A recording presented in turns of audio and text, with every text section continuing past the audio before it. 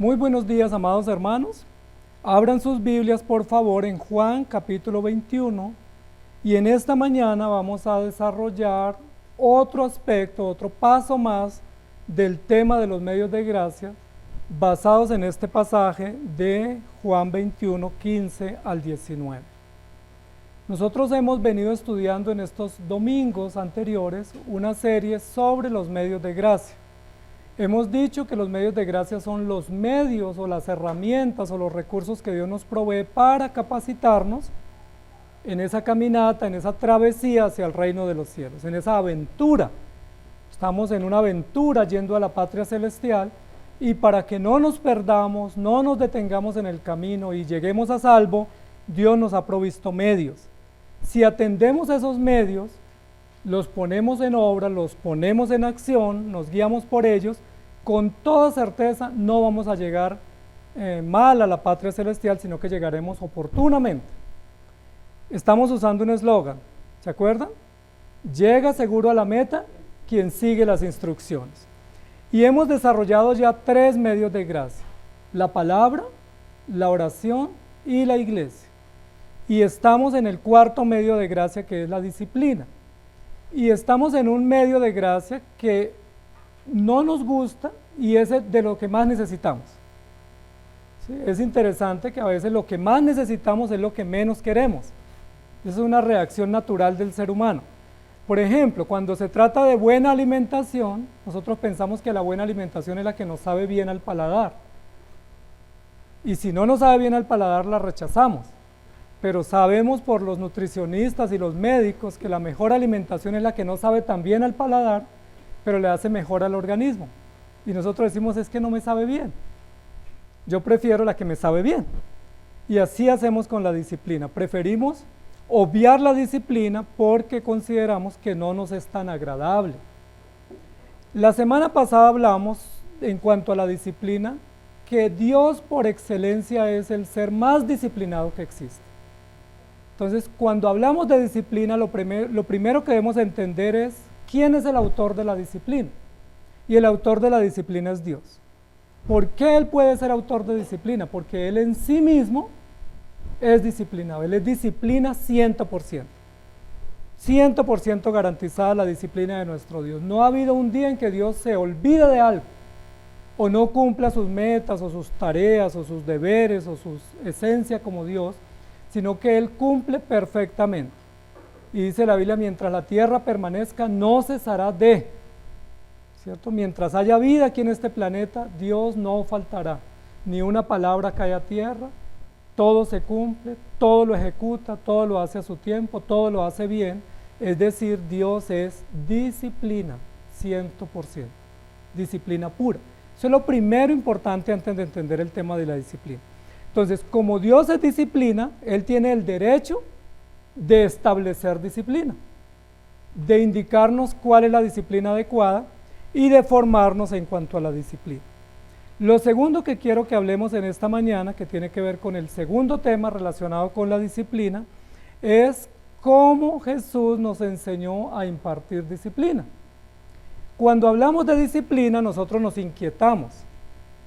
Pero, amados hermanos, la disciplina es buenísima, porque la disciplina es la que nos prepara a nosotros para lograr objetivos. Si no tenemos disciplina en hábitos de vida, en horarios, en deberes, en compromisos, no vamos a poder lograr nada, aunque tengamos buenos anhelos. Sí, hay personas que tienen mucha indisciplina en su vida, en los hábitos de su comida, en los hábitos diarios, en los deberes diarios, y es imposible lograr metas si no tenemos disciplina. Si yo les preguntara a ustedes cómo han hecho para lograr algunas de sus metas, ustedes me van a decir que han sido logradas esas metas con disciplina. ¿Y qué implica esa disciplina? De pronto acostarse temprano, posiblemente levantarse temprano, quizás renunciar a algunas actividades o deberes que posiblemente quisiéramos disfrutar como descanso, o quedarnos en la cama hasta tarde, o trasnochar, y nosotros decimos, no, yo tengo una meta y la tengo que lograr, y para lograrla me toca ejercitarme en la disciplina. Poníamos el ejemplo la semana pasada de los deportistas. Todo deportista de alto rendimiento, para llegar a ese punto de su capacidad, es con mucha disciplina, pero estricta disciplina, en todo sentido. Si ese deportista estuviera trasnochando, fines de semana comiendo cualquier cosa, acostándose a cualquier hora, sin ningún tipo de disciplina, él no podría lograr absolutamente nada, ¿sí? Porque no tiene la disciplina. Entonces la disciplina es buena. Nosotros solemos asociar disciplina con castigo, y eso es un error, porque la disciplina bíblica tiene básicamente 3 momentos o 3 etapas, y la primera parte de la disciplina bíblica es formativa. Es decir, Dios a través de la disciplina nos forma, nos enseña, nos capacita, y esa disciplina es muy, pero muy saludable, porque Dios nos forma para que nosotros podamos actuar de acuerdo a como Él quiere que nosotros actuemos y logremos las metas. El segundo aspecto de la disciplina es la disciplina preventiva. Una vez somos formados, Dios nos hace advertencias y nos dice, si evitas esto, te va bien, si no lo evitas y incurres en esto, vas a tener consecuencias. Esa área de la disciplina es muy, muy excelente porque nos evita, nos previene caer o tener consecuencias porque estamos advertidos. Sí, es como cuando a uno le dicen, mire, si usted sale de noche por esa zona lo pueden robar, entonces gracias por avisarme. ¿Sí? Uno dice, muy amable. Si usted sigue en ese hábito de vida, usted va a perder su salud o va a perder su trabajo o va a tener consecuencias. Muchas gracias, muy amable. Eso es disciplina preventiva, es decir, ya no solamente tengo el principio, sino que tengo la advertencia y la consecuencia de lo que me puede pasar. Y el tercer aspecto de la disciplina es la correctiva, que es la que a nosotros más nos incomoda, pero llegamos a ella si hemos despreciado los 2 primeros componentes de la disciplina. Entonces, si uno llega a la disciplina correctiva es porque despreció la formativa, ignoró la preventiva y ahora le toca, sí o sí, la correctiva. ¿Estamos de acuerdo?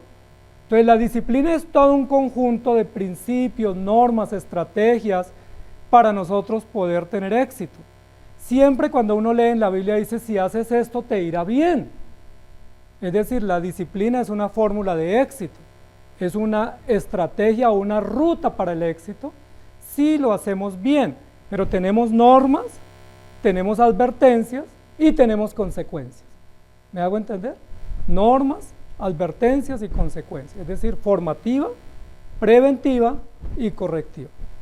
Cuando nosotros pensamos en la disciplina, casi siempre estamos pensando en la corrección y ahí nos equivocamos, porque casi uno dice, uy, me van a regañar. Entonces, no, yo no me voy a dejar regañar, o ¿por qué me voy a dejar regañar? Entonces siempre estamos como a la defensiva porque vemos disciplina con corrección y efectivamente la disciplina es corrección, pero es el último estadio de la disciplina si hemos pasado por alto los anteriores. Si Dios nos da los principios y esos principios los abrazamos y los ponemos por obra, no se necesita más. Si además de abrazar esos principios, los estamos como descuidando un poco y viene la prevención y atendemos a la prevención, no se necesita más. Pero si ignoramos los principios, ignoramos las advertencias, ¿qué nos espera? Una consecuencia, ¿cierto? Imaginémonos que vamos por una carretera conduciendo. En esa carretera pues nos dan unas pautas a los conductores de decir cómo podemos abordar un vehículo sin tragos, sin estar trasnochados, bien despiertos, con todos los sentidos, el cinturón puesto, todo bien al día y arrancamos la marcha.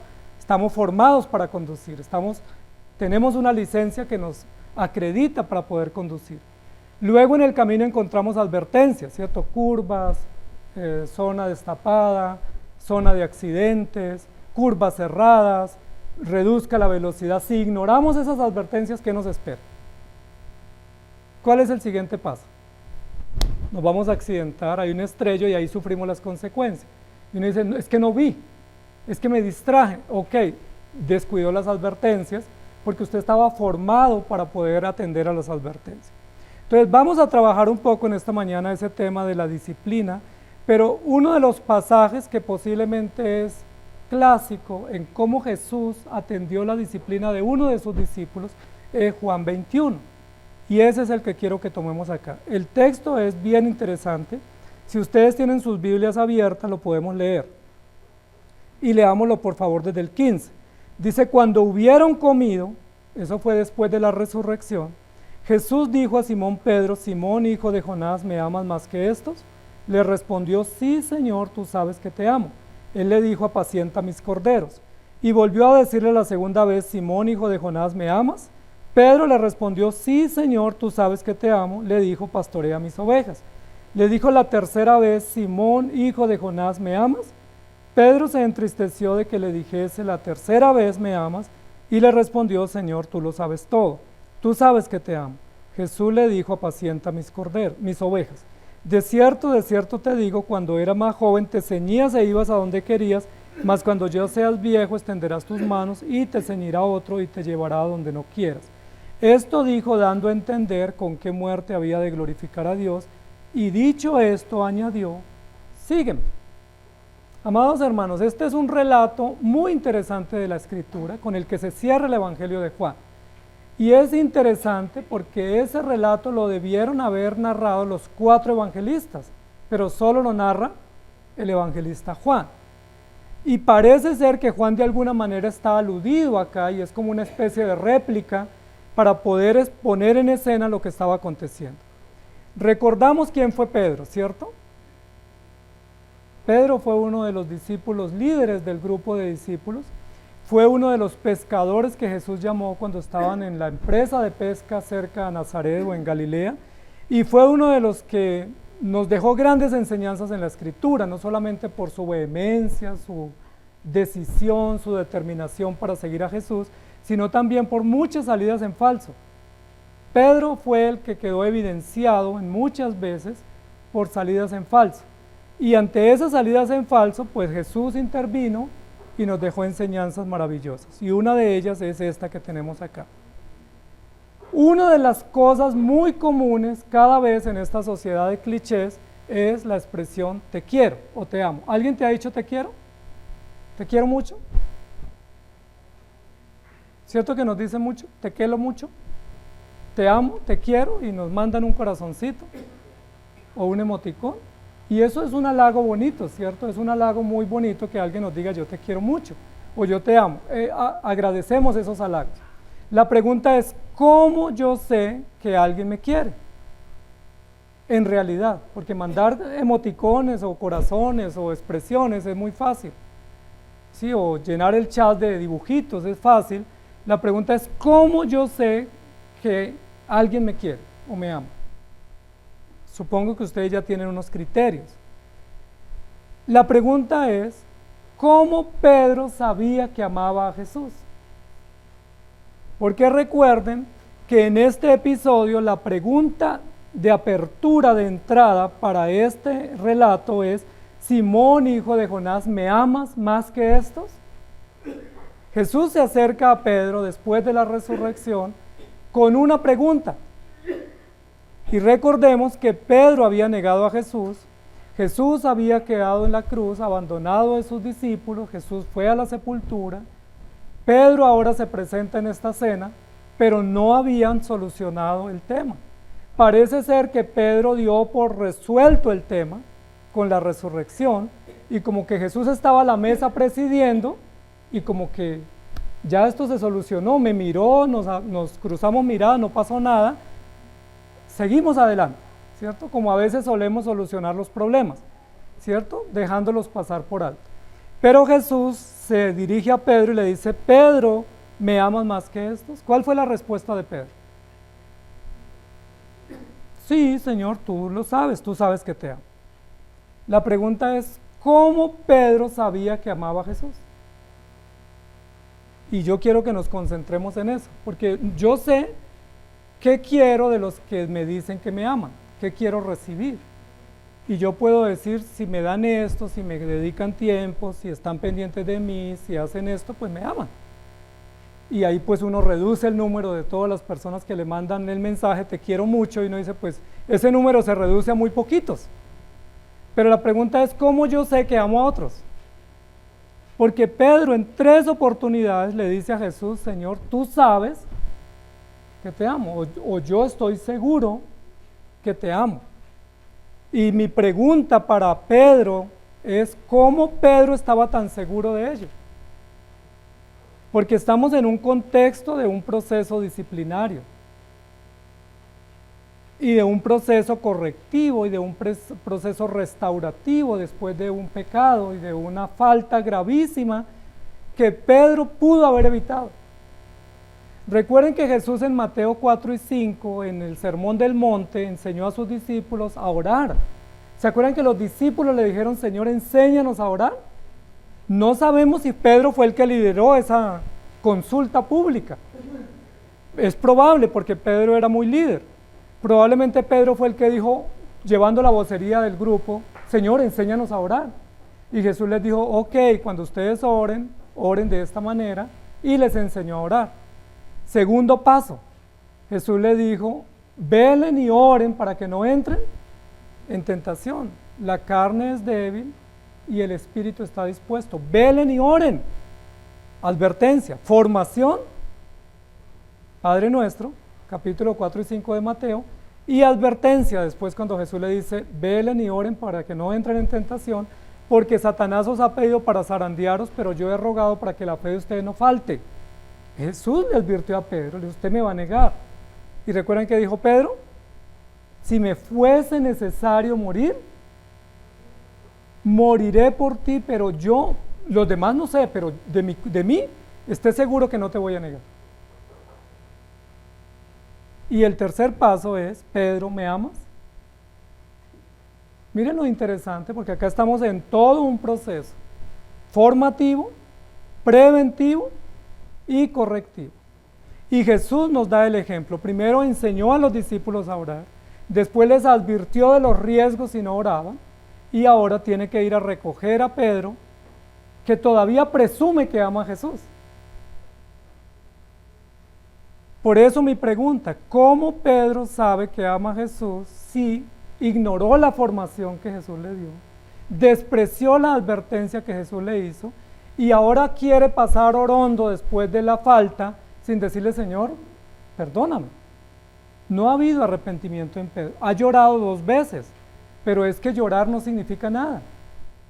Uno puede llorar de remordimiento, de impotencia, de frustración, de vergüenza, de manipulación, pero no significa arrepentimiento. Pedro tenía que haberse arrepentido y no se arrepintió, y Jesús tiene que intervenir. Por eso la pregunta hoy es, ¿cómo sé que yo te amo? ¿Ustedes le han dicho al Señor te amo? Muy bien, ¿cómo ustedes saben que aman al Señor? O sea, ¿cómo ustedes pudieran decir, mire, por esto y por esto yo sé, con evidencias, con hechos, que yo amo a mi Señor y que puedo estar seguro de que le doy una respuesta justa de acuerdo a la verdad? Porque Pedro está desenfocado diciéndole, me ama. Recuerden que Jesús ya había dicho antes de la muerte, le había dicho a sus discípulos, el que me ama guarda mis mandamientos. Ya Jesús lo había dicho. Jesús puso la claridad en el tema. Ustedes me aman, ok, ¿están obedeciendo? O sea, el estándar es obedezca. Y Pedro desobedeció. Y al desobedecer, lo que Jesús le está diciendo en realidad a Pedro es, usted no me ama. Ese es el punto que Jesús pone ahí en relieve para que Pedro reaccione, pero Pedro sigue diciendo, sí, pero ¿cómo no? Yo te amo. O sea, es que te lo he dicho 1000 veces, ¿cómo te lo digo? ¿Cómo más te lo demuestro? Y Jesús le estaba diciendo pues cumpla mis mandamientos. Pero Pedro estaba posiblemente pensando en un tipo de amor ideal, o ese amor hoy superficial que nosotros manifestamos, que en realidad uno no sabe nada, uno piensa que lo aman y realmente no lo aman. Porque el amor genuino implica mucho más que decir, implica mucho más que una decisión, implica también sumisión, implica dedicación, implica consagración, implica confesión, el amor verdadero. Y Pedro no había hecho nada de eso, después de toda la falta que cometió contra el Señor. ¿Cómo era posible que Pedro había pasado ya varias semanas y Pedro se encuentra con Jesús y todavía no soluciona el problema con Jesús, y es Jesús el que lo tiene que interpelar haciéndole una pregunta? Ahora, es muy importante la forma como Jesús aborda a Pedro y le dice, Pedro, ¿me amas? ¿Por qué Jesús le pregunta a Pedro si lo amaba? ¿No había evidencias de amor? ¿No estaba seguro Jesús? ¿El amor de Pedro era falso o era aparente? Que Jesús le tiene que hacer una pregunta tan directa 3 veces. ¿Me amas? Ahora, ¿qué tiene que ver Pedro en esa escena con el amor a Jesús? Y ese es el primer aspecto de nuestra enseñanza, y es que la disciplina bíblica, la disciplina cristiana, la disciplina como medio de gracia, es un medio para honrar a Dios, o es un medio para vindicar el honor de Dios. Algo así lo que le está diciendo Jesús a Pedro, en otras palabras, es: ¿a ti te importa mi honor? Es decir, ¿tú has pensado en el honor mío por lo que tú hiciste contra mí? Es muy fácil deshonrar a alguien. Y recuerden que la pregunta del catecismo dice: ¿cómo puedo? O ¿cuál es el fin? Y la respuesta es glorificando a Dios. Y glorificar es darle el honor o la honra o la gloria que el Ser Supremo merece. Y la disciplina, que nosotros hemos pensado que es la corrección para un pecador, en realidad el primer aspecto de la disciplina tiene que ver con el honor de Dios. Es decir, si usted necesita disciplina, no la necesita porque se está portando mal. Si usted necesita disciplina, la necesita porque usted está deshonrando a Dios. Porque uno, a juicio de uno, se porta bien. Y a juicio de uno, uno siempre es el mejor. Y los hijos de uno siempre son los mejores, los demás son los difíciles.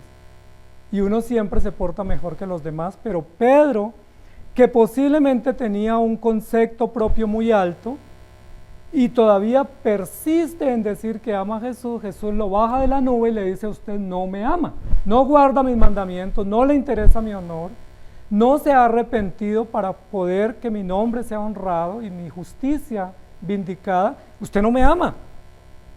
No le dijo Jesús así, pero Jesús fue lo que le dijo. Y recuerden, los que estudian este texto con los originales o los raíces en el idioma griego, pues saben que este texto, cuando Jesús le pregunta a Pedro una cosa, Pedro le responde otra cosa. Es decir, Jesús le pregunta a Pedro: Pedro, ¿me amas? Que sería me agapeas, que es el amor ágape, el amor de entrega. Y Pedro le responde: Señor, tú sabes que yo te fileo, es decir, te quiero. No te agapeo, es decir, no estoy dispuesto a darlo todo por ti y a renunciar a todo por ti, sino simplemente tengo un amor de hermanos, de amigos, de compañeros, de colegas, de coequiperos, pero ese es un amor muy superficial y muy pasajero, que no es el amor verdadero. Y ahí uno comienza a entender por qué Pedro negó al Señor Jesús. Porque aunque Pedro tenía una buena resolución de obedecer al Señor, Pedro todavía su amor y su compromiso por Cristo no daba hasta el punto de entregar su vida por el Señor. Por eso él le dijo: Señor, tú sabes que yo te fileo, siempre tú eres mi amigo, tú eres mi fileo cercano, yo te fileo. Y Jesús le dice: no, ¿tú me agapeas? No, sí, yo te fileo, no, te estoy preguntando otra cosa. Por eso en el tercer lugar Jesús le pregunta: Pedro, ¿tú me fileas? Y Pedro dice: no, ya no, no hay derecho. Porque entendió el punto, que lo que Jesús le estaba diciendo es: no tú me quieres, sino tú estarías dispuesto a morir por mí. O sea, tú estarías dispuesto a entregar tu vida por mí. Y Pedro no estaba hasta ese momento seguro y convencido de que el amor o el cariño que le tenía a Jesús le podía llevar hasta entregar su propia vida. Pedro decía: no, pues yo te puedo acompañar, puedo estar contigo, puedo ir a algún lugar contigo, pero ya dar la vida es otra cosa. Y Jesús era lo que le estaba pidiendo. Entonces, amados hermanos, ¿cómo yo sé que amo al Señor? Cuando me importa, me interesa el honor de Dios, más que mi propio honor. Recordemos que uno de los temas en la disciplina que Dios le puso a Job era porque Job tenía muy alto concepto de sí mismo. Y recuerden que Job se justifica diciendo que él era impecable, y el Señor le demuestra que no. Recuerden que la disciplina que el Señor le pone a Pedro, o que Pedro también tiene que sufrir, es porque Pedro tenía un altísimo concepto de sí mismo, demasiado. Y ese es uno de los énfasis que hace la sociedad hoy en día. Recuerden que la sociedad se construye bajo los autos, ¿sí? El autoestima, el autoconcepto, autopercepción, autoafirmación, todos los autos que son centrados en uno mismo, para poder uno pensar que si uno se ama mucho va a lograr cosas, y que si uno se quiere mucho va a lograr cosas, pero la Biblia lo que dice es, si tú amas mucho a Dios vas a lograr mucho, porque vas a disfrutar plenamente el amor que Dios te da, porque cuando yo me amo demasiado a mí mismo, termino no pudiendo amar a Dios. Simplemente lo quiero, le presto cariño, pero no lo voy a poder amar al punto de renunciar a mí mismo, porque ¿quién que se ama tanto renuncia a sí mismo? De hecho, el amor propio es no renuncies a ti. Eres muy importante tú, no renuncies a ti mismo, más bien que los demás renuncien en favor tuyo. Pero la Biblia no avala ese concepto, sino más bien, si tú quieres disfrutar del amor verdadero, que es el amor de Cristo, tienes que renunciar a ti mismo. Recuerden que Jesús lo dijo, el que no se niegue a sí mismo, no puede ser mi discípulo. Pedro había seguido a Jesús por 3 años por lo menos, y Pedro después de 3 años todavía no está convencido si ama a Jesús o no. Y esa es una excelente pregunta para nosotros hoy. Todo el recorrido que hemos hecho en la vida cristiana, la pregunta es, ¿cuánto podemos saber si amamos al Señor? Es decir, ¿cuánto nos interesa el honor del Señor, la honra del Señor, o nos interesa nuestra propia honra? Recuerden que cuando el Señor fue a disciplinar a Saúl,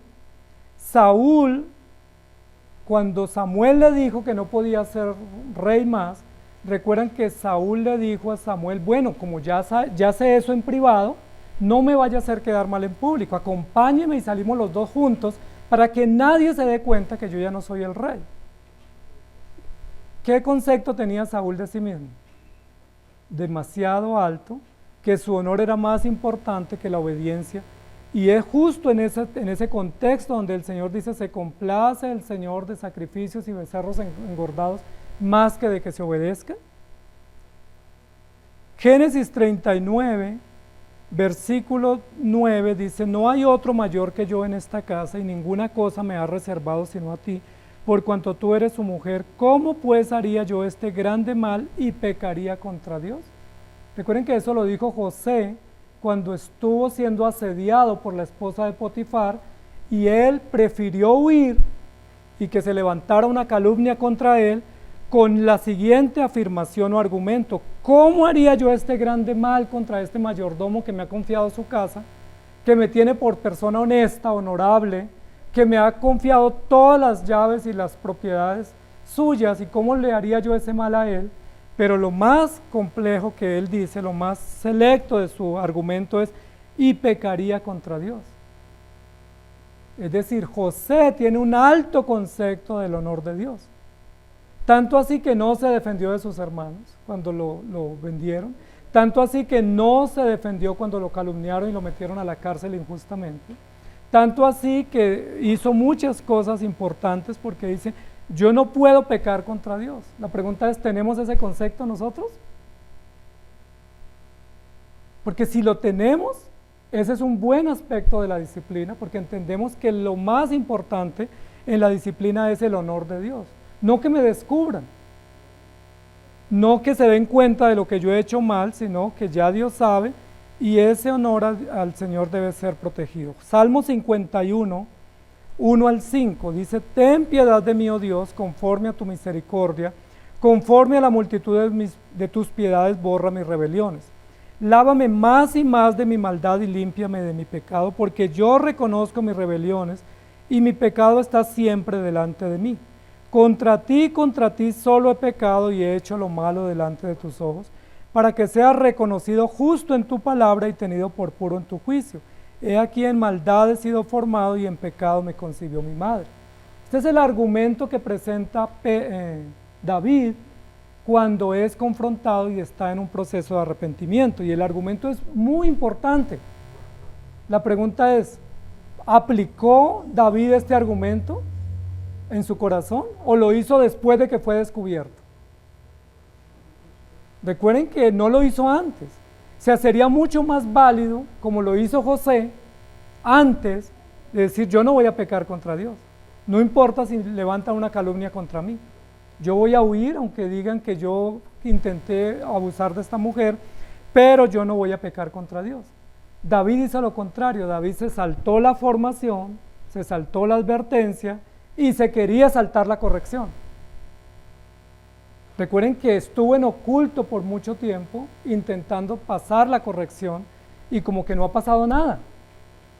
Y cuando el profeta Natán lo confronta, entonces ahí sí expresa toda la teología que tenía. Ahí sale todo el libro de orden, la confesión de fe, los catecismos diciendo, Señor, yo soy pecador, tú sabes que yo nací así, ten misericordia porque pequé contra ti. Pero ¿por qué no lo hizo antes de ser expuesto? Aunque tiene valor esta confesión porque es parte de la inspiración, en realidad tenía mucho más valor si lo hubiera hecho antes.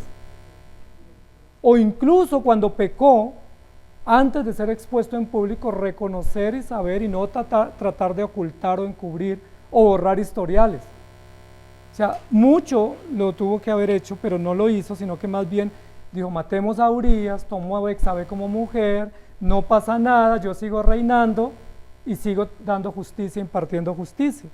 Entonces noten, amados hermanos, que el primer aspecto de la disciplina no es el castigo que yo pueda recibir. Es decir, no me debiera importar en sí el castigo. Lo que me debiera importar es el honor de Dios, el nombre del Señor, la honra del Señor, porque Él es Dios y Él ya lo vio. Y si Él lo vio y yo lo sé, ya es público. Recuerden que la Escritura dice en muchos lugares que para cualquier proceso de justicia se requiere mínimo de 2 o 3 testigos para que esa decisión o esa sentencia tenga validez. Y Jesús, en este caso de Juan 21, pues hay testigos allí que están observando, pero Él reitera 3 veces la misma pregunta, como afirmando un testimonio público y un argumento público para que Pedro todavía en la segunda o en la tercera intento pudiera reaccionar y decir, Señor, perdóneme, yo no te amo, porque si yo te amara, hubiera orado, si yo te amara, no te hubiera negado, y si yo te amara, una vez te negué, me hubiera arrepentido. Y por eso el Señor le reitera una y otra vez. Proverbios 27, 5 y 6. Mejor es reprensión manifiesta que amor oculto. Fieles son las heridas del que ama, pero importunos los besos del que aborrece. Mejor es reprensión manifiesta que amor oculto. Es importante eso que nos dice el proverbista, porque nos está diciendo que todos necesitamos ser reprendidos y que es mucho mejor que nos reprendan porque ese es un amor expresado. Es decir, es una forma de amar. ¿Cómo yo sé que amo a alguien? Porque me interesa el bienestar de esa persona y puedo llamarle la atención, exhortarlo, acompañarlo, corregirlo también, y esa es la forma de saber que amo a alguien. ¿Cómo sé que amo al Señor? Porque me interesa mucho su honor, y no su honor aparente, no para que la puesta en escena quede bien, sino porque yo sé que Dios sabe lo que yo soy. ¿Para qué pretendo ocultar? O sea, ¿qué hizo David intentando ocultar de un Dios que todo lo ve? Luego en las clases de teología a David no le habían enseñado que Dios es omnisciente. Los capítulos anteriores describen que David sabía eso, que Dios es omnisciente, que es omnipresente, que es omnipotente, que todo lo ve, que todo lo sabe, que escudriña los corazones. Entonces, ¿por qué David oculta y piensa que ya todo se saldó y que no hay problema? Es decir, David es un gran ejemplo de un hombre que, aunque teme a Dios al igual que Pedro, no le ha importado como debiera importarle el honor del Señor. Ahora, ¿qué opinan de Hechos 5, donde está el relato de Ananías y Zafira? Que este es un relato de una pareja muy compacta que trabajaba en acuerdo. Dice, pero cierto hombre llamado Ananías, con Zafira su mujer, vendió una heredad y sustrajo del precio, sabiéndolo también su mujer, es decir, había una información compartida. y trayendo solo una parte la puso a los pies de los apóstoles y dijo Pedro a Ananías, ¿por qué llenó Satanás tu corazón para que mintieses al Espíritu Santo y sustrajeses el precio de la heredad? Si lo hubieras retenido no se te quedaba a ti y vendida no estaba en tu poder. ¿Por qué pusiste esto en tu corazón? No has mentido a los hombres sino a Dios. Al oír Ananías estas palabras cayó y expiró, y vino un gran temor sobre todos los que lo oyeron, y levantándose los jóvenes lo envolvieron y sacándolo lo sepultaron. Pasando un lapso como de 3 horas, que ya era el acuerdo de que bueno, yo me quedo haciendo el almuerzo, organizo algo, y luego llego como si nada, y ya tú pues pasaste la primera parte, y yo luego doy el cierre al hecho, y ganamos los honores. Pasado un lapso como de 3 horas sucedió que entró su mujer no sabiendo lo que había acontecido. Ella no tenía discernimiento como tenía Pedro. Entonces Pedro le dijo, dime, ¿vendiste en tanto la heredad? Y ella dijo, sí, claro, en tanto.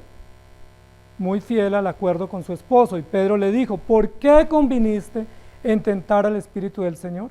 He aquí a la puerta a los pies de los que han sepultado a tu marido y te sacarán a ti.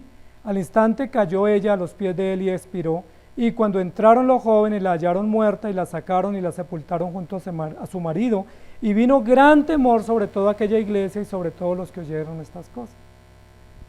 Miren lo interesante, aquí hay muchas cosas que están sucediendo. Obviamente hay pecado. Zafira y Ananías se pusieron de acuerdo para mentir, pero no solamente quisieron mentir, sino engañar a los discípulos. Pero ellos lo que querían era ganar honor para sí mismos, es decir, mostrarse demasiado generosos. Qué generosos los esposos Ananías y Zafira que trajeron todo ese aporte para la iglesia. O sea, qué familia tan generosa, tan dispuesta, pero ellos se habían reservado una parte y estaban diciendo que la habían traído toda. Ahora, no era necesario lo que ellos estaban haciendo, pero era tanto su interés de honor personal, de quedar en buena estima ante los apóstoles, que ellos se pusieron de acuerdo para pecar, engañar, mentir, robar, pero eso no fue lo más grave.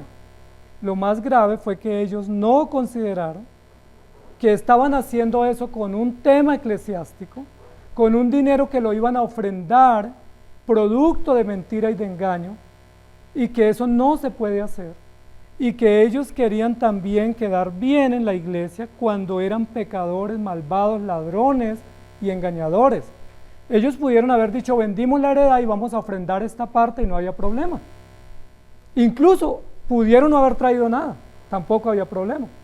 Pero ellos quisieron ganar indulgencias, diciendo mentiras, y se ganaron la muerte. ¿Qué fue lo que no consideró Ananías y Zafira?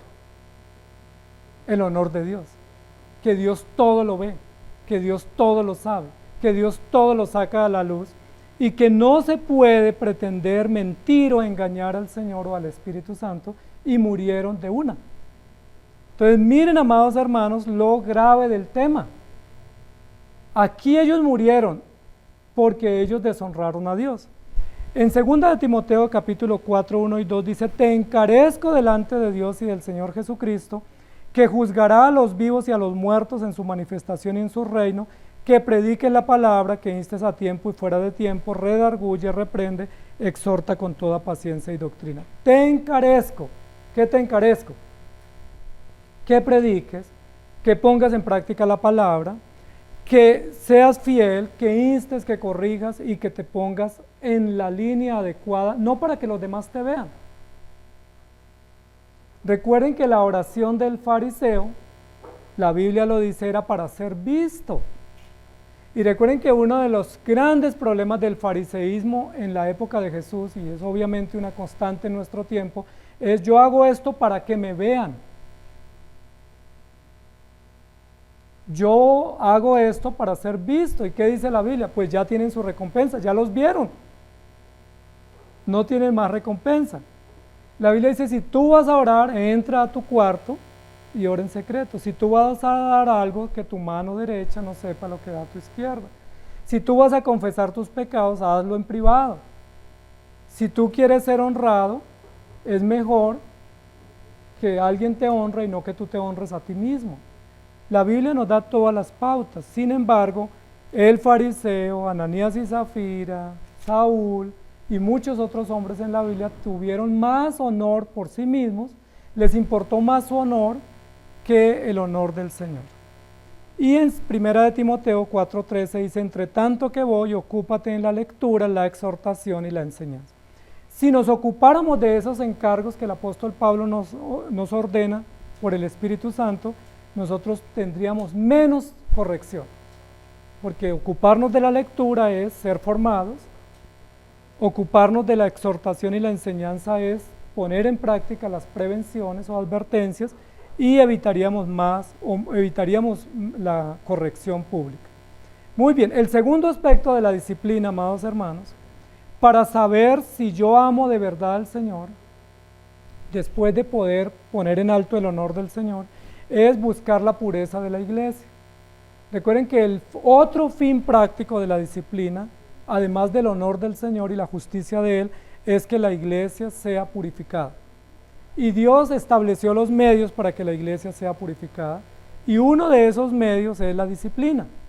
Es decir, llamar la atención a través de la predicación, o llamar la atención en privado, o llamar la atención entre hermanos, es parte del proceso natural de la vida de la iglesia. Hoy en día hay personas que dicen, yo no quiero ir a la iglesia porque se meten conmigo y yo no me aguanto. Es complicado eso, porque la Biblia dice que todo el que pertenece a Cristo y hace parte de la iglesia debe estar dispuesto a ser formado, a ser prevenido o advertido y a ser corregido también. Y la Biblia habla de corrección en privada, de correcciones metodológicas con 2 o 3 testigos, de una segunda y tercera oportunidad, pero también habla de corrección en público. O sea, todos esos aspectos son integrales en la disciplina y debemos abrazarlos con solicitud, porque hacen parte del proceso de Dios para llevarnos seguros a la meta. Recuerden que hemos dicho que llega seguro a la meta quien sigue las instrucciones, y una instrucción de muchas es la disciplina, que es un acto de amor, pero también una función natural que tiene la iglesia y que tenemos todos, porque todos velamos unos por otros. No es función solamente de los ancianos y pastores, es función de todos los creyentes velar unos por otros y llamarnos a la atención mutuamente en amor, y estimularnos en amor, y animarnos y consolarnos y edificarnos mutuamente. Es una función pública. Entonces, si amamos al Señor, tenemos que amar la iglesia. ¿Y cómo queremos que esté nuestra iglesia? ¿Cómo les gusta a ustedes su casa? ¿Cómo quieren tener su casa? Limpia, con buen olor, buena fragancia, ordenada, atractiva, agradable, porque es nuestra casa y queremos no solamente estar bien, sino si alguien nos visita, pues que vea el buen ambiente en el cual nosotros vivimos. ¿Cómo debe estar nuestra iglesia, amados hermanos? De la misma manera, no solamente en términos de la logística, sino en términos de la comunión y la hermandad y la fraternidad. Debemos procurar, dice la Biblia, estar unidos, estar en paz, amarnos, perdonarnos, ayudarnos y corregirnos mutuamente. ¿Lo dice la Escritura? Entonces, la disciplina es parte del proceso formativo, preventivo, para que no lleguemos a la corrección en cuanto al tema de la pureza de la iglesia. ¿Por qué Ananías y Zafira murieron tan fulminantemente en ese episodio? Porque ellos no solamente deshonraron a Dios, porque todo pecado es deshonra contra Dios, sino que también deshonraron la iglesia.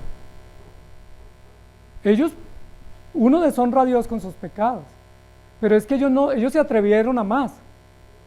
Ellos dijeron, pues pongámonos de acuerdo, yo llego primero, usted llega 3 horas después, y vamos a decir esto y quedamos como reyes, deshonrando la iglesia y deshonrando la sabiduría y la autoridad y el discernimiento de los apóstoles, como diciendo, nadie se va a enterar. ¿Quién se va a enterar que dijimos mentiras? ¿Quién se va a enterar que estamos cometiendo un fraude, un soborno, un engaño público? ¿Quién se va a enterar que nosotros estamos queriendo mostrar y ganar honor? Cuando Judas dijo, esto mejor se hubiera vendido, dice la Biblia, Judas no estaba pensando en los pobres, él nunca pensó en los pobres, era ladrón. ¿Quién dijo que un ladrón pensaba en los pobres? Él pensaba era dónde hay una buena bolsa para yo poder sacar una tajada y me beneficio en nombre de los pobres. Es decir, los usaba y como dicen hoy, los instrumentalizaba para su propia perdición. Eso hizo Ananías y Zafira. Nadie se va a dar cuenta. Y posiblemente Pedro también está pensando, yo aquí paso de agache, porque ya Jesús murió, ya resucitó, ya está con nosotros, qué felicidad, acabamos de comer juntos, no pasó nada. ¿Se acuerdan lo que pasaba cuando el papá le advertía a uno una disciplina a la mamá? Y uno se iba y decían, arreglamos. Y cuando uno llegaba, ¿cómo llegaba uno? Así como con miedito, como disimulado, como que entraba pasito, se acomodaba, y cuando uno veía que ya lo invitaban al comedor y todo estaba en la mesa, uno dice, ya no pasó nada. Sí, o cuando dicen, bueno, vamos a dormir, ya me la gané. Sí, esta la evadí. Posiblemente Pedro está pensando eso, porque ya no es el primer encuentro que Pedro ha tenido con Jesús, ha tenido varios después de la resurrección, pero ahora en este Jesús lo aborda y le dice, Pedro, ¿me amas?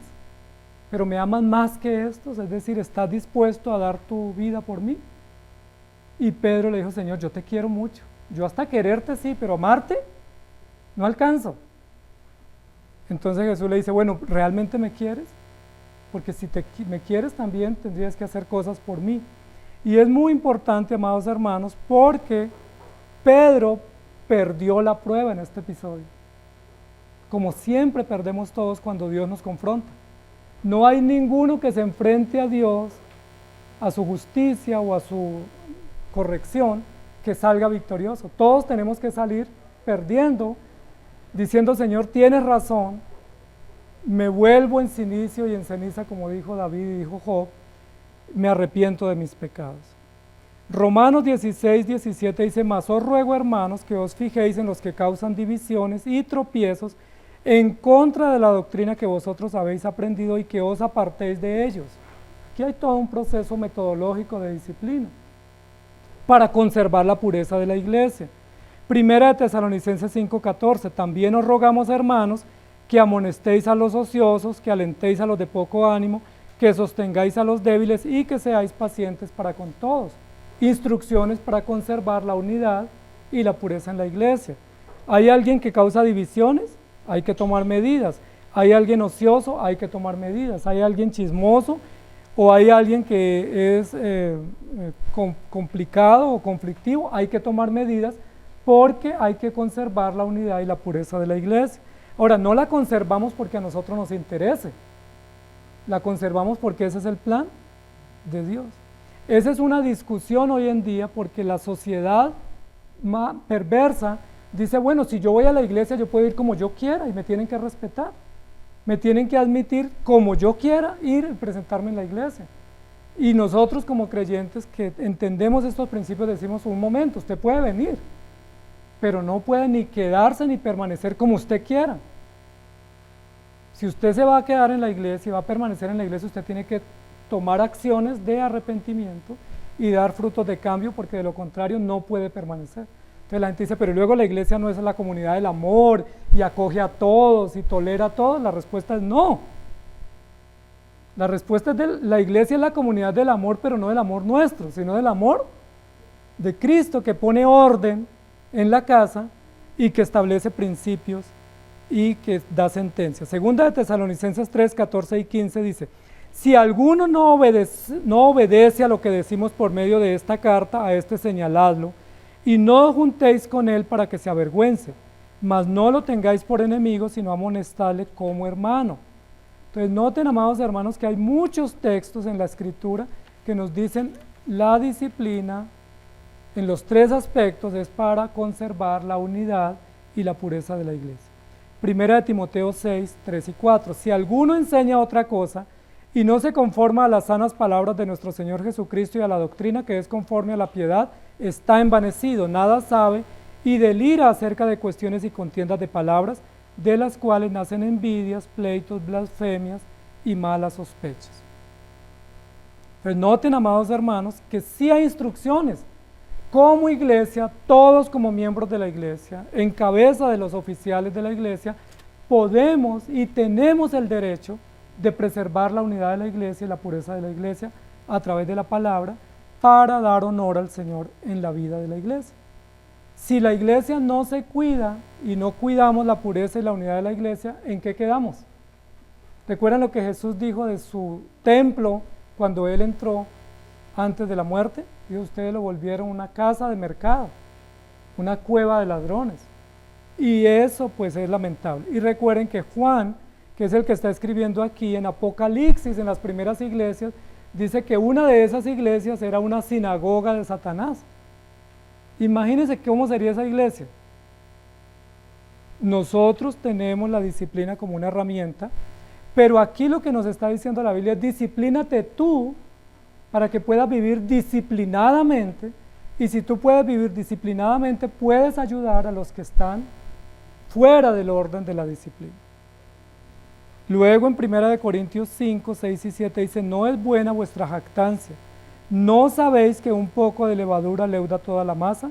Limpiaos pues de la vieja levadura para que seáis nueva masa, sin levadura como sois, porque nuestra Pascua, que es Cristo, ya fue sacrificada por nosotros. Amados hermanos, ¿cómo ustedes y yo sabemos que amamos al Señor? ¿Cómo usted puede decir yo amo al Señor? ¿Le interesa el honor del Señor más que su propio honor? ¿Le interesa más lo que digan de Cristo que lo que digan de usted? ¿O su estima y su honor y su reputación está por encima y la de Dios, pues que se defienda a Él? ¿Le interesa la pureza de esta iglesia donde usted es miembro y usted juró ser parte y cuidar y preservar el orden y la convivencia en la iglesia? ¿Le interesa que esta iglesia esté unida, se santifique y crezca? Si es así, vamos bien. Si no es así, nos falta tomar en cuenta seriamente que ese es un aspecto, porque yo no puedo decir amo a Dios y desprecio a la iglesia, porque es que la iglesia es el cuerpo de Cristo y todos somos miembros de la iglesia o de la comunidad cristiana.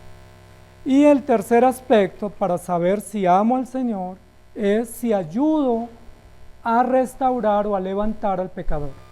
Es decir, si tengo la empatía, la compasión, la disposición de ayudar al que cae o al que peca o al que causa escándalo público. Porque los fariseos, recuerden, que eran muy buenos para guardar la apariencia, pero cuando alguien pecaba, ¿se acuerdan qué hacían los fariseos? Se escandalizaban y ponían el grito en el cielo, y eso hacían corrillo público diciendo, pero miren, usted no se enteró, no hay derecho. ¿Y qué dice Jesús? Ustedes son peores. El cristiano verdadero que entiende la disciplina sabe que es pecador y sabe que si está en pie es por la gracia del Señor, y sabe que si alguien cae, el deber natural que yo tengo como hermano, mayor o menor o hermano que está firme en este momento, es sostener al débil y ayudar al que ha caído, levantar. Esa es la tarea nuestra, no escandalizarnos, no generar más daño del que ya hay, sino ayudar al hermano. Y básicamente lo que nos dice la Biblia es que yo amo al Señor si estoy dispuesto a ayudar a levantar o a restaurar al transgresor o al infractor o al reincidente. La pregunta es, ¿estamos dispuestos? ¿Se acuerdan qué había pasado en Corinto? Que en Corinto un hermano pecó y todos lo señalaron y lo apartaron y lo pusieron en la banca de los regañados. Y Pablo dijo, no, así no es. O sea, el amor no es señalar, el amor no es juzgar, el amor es ayudar, levantar, restaurar y consolar y poder volver a la comunidad aquel que ha caído. Como dice en otro lugar de la Escritura, considerándote tú, no sea que tú también. Mire que eso le faltó a David. Cuando a David le trajeron un caso emblemático y le dicen sucedió esto y usted rey, ¿qué opina? Dios se debe pagar 4 veces. A David le faltó considerarse, porque ese era él, y tener en cuenta que eso le podía pesar muy duro sobre sus hombros. ¿Cómo respondió Pedro a Jesús? Señor, tú sabes que te quiero. No le alcanzó para más. La pregunta es, ¿le alcanza a usted para más? ¿O solamente quiere al Señor y le gusta venir de vez en cuando y le agrada algunas cosas, pero estaría dispuesto a dar la vida por la causa del Señor? Porque ese es el amor verdadero y el amor sumiso y el amor abnegado que el Señor nos plantea. Cuando Jesús termina esto, miren lo que le dice Jesús a Pedro. Pedro le había dicho, si me es necesario morir, moriré contigo, pero no te negaré. Y dicen por ahí que hay que tener cuidado con las palabras, y lo dice también Eclesiastés, ¿no? No te adelantes a hacer promesas o a hacer juramentos o a adquirir compromisos que no hayas sopesado bien. ¿Qué le está diciendo Jesús aquí? De cierto te digo, que vas a morir crucificado. Acá está en el versículo 18. Extenderás tus manos y te ceñirá otro, dando a entender de qué muerte iba a morir. Es decir, Pedro le dijo, si me toca morir en la cruz, yo lo haré, pero no te negaré. Ok, lo negó, pero igual le toca morir en la cruz. ¿Y qué le dice Jesús a Pedro? Sígueme. Miren, amados hermanos, 3 años atrás, Jesús le había dicho a Pedro, sígueme. ¿Por qué Jesús vuelve y le repite lo mismo que le dijo a Mateo, que le dijo a Andrés, a Jacobo, a Juan, a Felipe? ¿Por qué vuelve y le repite lo mismo? ¿No dice, sería que no lo estaban siguiendo? ¿Sería que todavía no habían tomado el peso de la cruz y adquirido el compromiso real de lo que implica ser seguidor y discípulo de Jesús? Bien probable que así sea. Por eso Jesús le dice, sígueme. Y se cierra la escena. Pero miren lo que acontece después. Volviéndose Pedro, es decir, mirando atrás, cosa que no debe uno hacer, mirar atrás, sino mirar adelante, vio que lo seguía el discípulo a quien Jesús amaba. El mismo que en la cena se había recostado al lado de él y le había dicho, Señor, ¿quién es el que te va a entregar? Cuando Pedro lo vio, le dijo a Jesús, Señor, ¿y este qué? ¿Cómo les parece? ¿Y este qué? O sea, yo pensé que era el único, tenía contrato de exclusividad. O sea, si te voy a seguir, pues que sea yo solo para tener el derecho de estar a tu lado siempre y que no haya otro. Recuerden que Jacobo y Juan eran los que habían pedido a través de la mamá estar uno a la derecha y otro a la izquierda. Y ahí que están compitiendo, recuerden que Pedro y Juan fueron los primeros que llegaron en una competencia pues de mucha velocidad a la tumba para ver la tumba vacía. Ahora Pedro, el Señor lo restaura y Pedro ya vuelve y se le suben los humos. O sea, no ha pasado sino una línea y ya Pedro trae, Señor, ¿y este qué? O sea, ¿y este? O sea, ¿qué hace detrás de nosotros? ¿Cómo así? Y Jesús le dice, ese no es problema tuyo. Si quiero que Él quede, ¿a ti qué? Sígueme tú. Y eso es muy importante porque yo diría, si acaba el Señor de restaurar a Pedro, pues uno esperaría que su actitud fuera noble. Pero no se han dado cuenta que a veces uno el Señor lo corrige y uno en el mismo acto de la corrección sigue generando otras correcciones necesarias. O sea, en el mismo acto de la corrección uno está desafiante, está rebelde, está imponente, está cuestionando, ¿qué es lo que está haciendo Pedro? Pedro siempre se ha creído con el derecho de cuestionar a Jesús. Recuerden que le dijo, Señor, yo no te negaré, olvídese, tú estás equivocado. Pedro ha cuestionado a Jesús muchas veces. Y ahora, después de este acto de la resurrección y de este proceso de restauración, Pedro sigue cuestionando a Jesús. ¿Y este qué? O sea, ¿qué hace detrás de nosotros? Y luego no había estado 3 años con él. Jacobo, Pedro y Juan habían estado con Jesús 3 años. Y ahora a Pedro le parece extraño que Juan siga a Jesús al lado de Pedro. Amados hermanos, cuán celosos, competitivos, egoístas somos, y Dios tiene que ponernos en evidencia. Jesús restaura a Pedro y luego en el versículo siguiente vuelve y le dice, necesitas otra disciplina. Ese no es tu problema. ¿Quién me sigue? No es tu problema. ¿A quién yo dejo que esté conmigo? No es mi problema. Tú sígueme. Si quiero que Él quede hasta que yo venga, ¿a ti qué? Eso en castizo es diferente, ¿cierto? Pero es ¿a ti qué? O sea, ¿cuál problema? O sea, algo así como no te entrometas en lo mío, o sea, me vas a dar sugerencia. Si solo me quieres y me vas a dar sugerencia, por lo menos que me ames.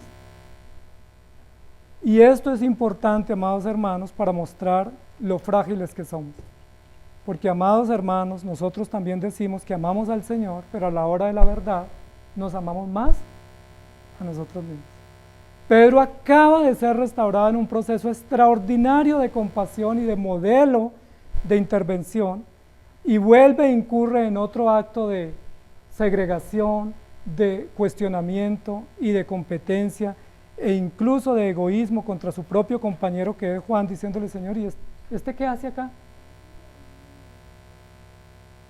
Amados hermanos, ¿cuánto amas tú al Señor? ¿Amas tanto a Jesús como que te importe más el honor de Dios que tu propio honor? ¿Que te importe más lo que digan del Señor que lo que digan de ti? ¿Amas tanto al Señor al punto que te importe tanto la pureza y la unidad y la estabilidad de la iglesia de la cual somos parte y pues que Cristo es la cabeza?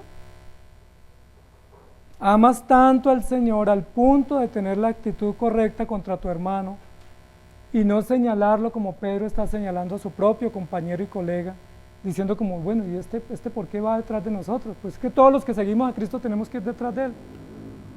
Todos tenemos que ir junto a Jesús y en compañía unos con otros, y eso implica que Pedro ni le importaba el honor de Jesús, por eso lo negó, ni le importaba la unidad de la iglesia, porque estaba ocultando su pecado durante estas semanas, tampoco le importaba estar al lado de su hermano que necesitaba, que era Juan, sino que como que, bueno, pues yo quiero un contrato de exclusividad.